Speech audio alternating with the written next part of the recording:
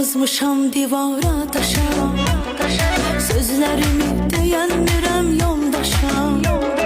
Gedirəm mən tapım dərdimə çare, niyə oldum bu dünyada avare? Dərdimi yazmışam divara taşa, sözlerimi deyənmirəm yoldaşa. Gedirəm özümə tapım çare, niyə oldum bu dünyada avare? Hanı yoldaş, hanı qardaş dünyada, balıqların şahı ölüb dəryada.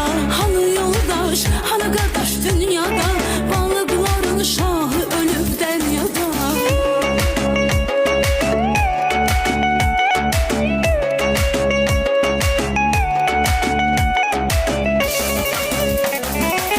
Şairim mənim qəlbim kitabdır, niyə Allah zəmanəmiz xərabdır? Cavanların aqibətli şərabdır, insanlığın ahirəti əzabdır.